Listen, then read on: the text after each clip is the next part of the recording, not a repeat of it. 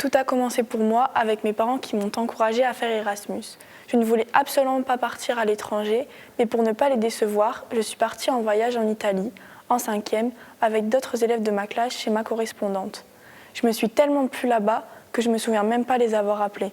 Aujourd'hui, il faut bien que je l'avoue, je mesure à quel point ça a été bénéfique pour moi. J'ai eu la chance de continuer l'expérience Erasmus en participant à un congrès européen en Finlande dans le cadre du projet Eurecorpus, qui signifie un esprit sain dans un corps sain. Nous sommes partis à 4 professeurs avec 4 élèves. À notre arrivée dans la ville où nos familles d'accueil nous attendaient, il faisait déjà nuit. C'est d'ailleurs comme ça que j'ai appris qu'il faisait nuit très tôt là-bas. Je ne voyais donc pas très bien la dame qui m'accueillait et cela me faisait peur. Bon, au final, tout s'est très bien passé. Pendant une semaine en totale immersion, avec mon petit niveau d'anglais, j'ai dû me débrouiller avec le mime. J'ai découvert une autre culture et de magnifiques paysages. C'était en février et la nature était tout enneigée. J'ai même skié pour la première fois. J'ai rencontré plein de jeunes avec des cultures et des modes de vie très différents. On a même partagé quelques recettes.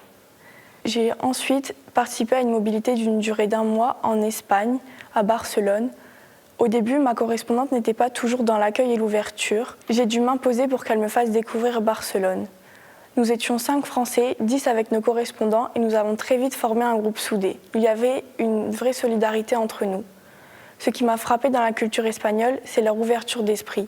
Il y a de l'accueil et de la tolérance, j'ai senti que tout le monde était solidaire. J'ai beaucoup progressé en espagnol et nous avons tous gardé des liens très forts. On communique sur les réseaux sociaux. Récemment, je suis retournée en Espagne, dans la même famille. J'ai revu les mêmes personnes, mais j'ai vécu des choses totalement différentes. J'ai découvert une nouvelle pédagogie et j'ai créé de nouvelles amitiés.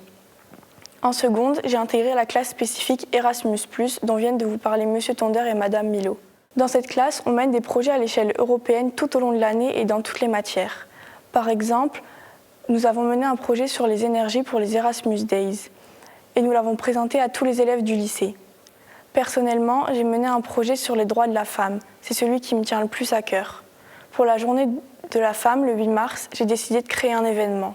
Je me suis inspirée de l'association Nous Toutes, qui avait accroché des noms de femmes à la place des noms de rues dans Paris. Moi, j'ai pris des noms de femmes connues comme Beyoncé, et avec l'aide de mes camarades de classe, nous les avons accrochés sur les portes du lycée. Cela n'a pas plu à tout le monde, mais mon but, c'était d'élever les consciences sur les droits de la femme.